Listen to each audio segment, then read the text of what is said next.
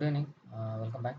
So today, we'll try to solve one of the TestNG issue. So not an issue actually, there will be an interview question on the TestNG. So how do you run the failed test cases, right? So when we are executing the test suite, so there could be some if you have some 100 test cases, so some 80 can be passed and some 510 could be failed, right? So if I want to run only the failed test cases, how do we run it? How do we re-execute those test cases? So that is the thing that we are going to discuss in today's session. Okay, so I created one TestNG class. So it is just one simple class, guys. So in real time there could be some real data and real validation could be there. So just to for demonstration purpose I added just basic things. Okay, so here what I'm doing is this is a TestNG class, and which is having the before class method, which is basically we are using it to set up the browser and opening the browser, opening the URL kind of a stuff we generally do it in the setup method. Okay, so this will execute before the before the test methods. Okay, so then comes the test method one is there. So here for example I consider it is a login page. So when we enter the login page username and password, it will the test case will pass and it will get into the home page, right? So then comes the home page. So home page we can do some sort of a validation. So assume that it will fail. So then comes the last method, tear down method. Here we will close all the browsers and sessions, everything. So basically I directly made this test case as pass and this test case has failed, because assert true of true will pass, assert true of false will fail the test case. So correct, right? Logically it makes sense, right?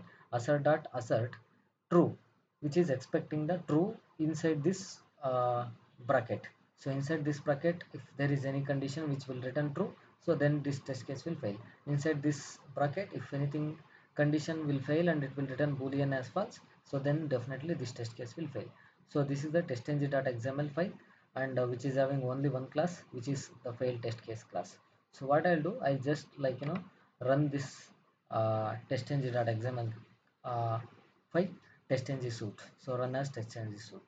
So now I'm executing that testng file, and that it will go inside that testng class and it will start executing it. So let us come back to this results of suite, and here this is the test cases. One is verify login is passed and verify home page is failed. So now I want to execute only verify home page. So I don't want to execute verify login because it is already passed. So I want to verify home page. So how do we do that? So here if I execute again this testng.xml, both will execute. So we will try to execute that one more time. Okay, so if I execute this testng.xml, again both the test cases will run. The same thing is, it is kind of a repeating stuff. So it is not executing the only one this test case. So for that we have one more something called, so in the test output directory, if you expand this, so here there will be one XML file that TestNG will automatically create, so that there will be something called failed reports. Let me refresh this, guys. So maybe that is not updated. So yeah, so here TestNG hyphen failed XML. So here in this particular XML file, so it will add all the details, and which is having the failed method. The failed method is verify home page, right? So which is included only the failed home page. So the setup and teardown method will be same for this also. So that is the reason it is added. So this is the class and this is the method which has failed. So apart from that, there is nothing inside this testng.xml. So that is the only thing. So we can run this testng.xml file. Okay. So here go back and run as testng suite. So now it will execute only that particular test. You see, you notice this one, guys.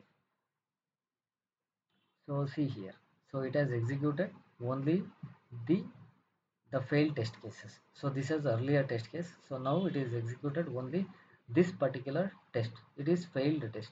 So this is the suite which is executed. So here as it is mentioned this class as a test, so it has executed this one as well. So what I'll do, I'll just remove this thing in this XML.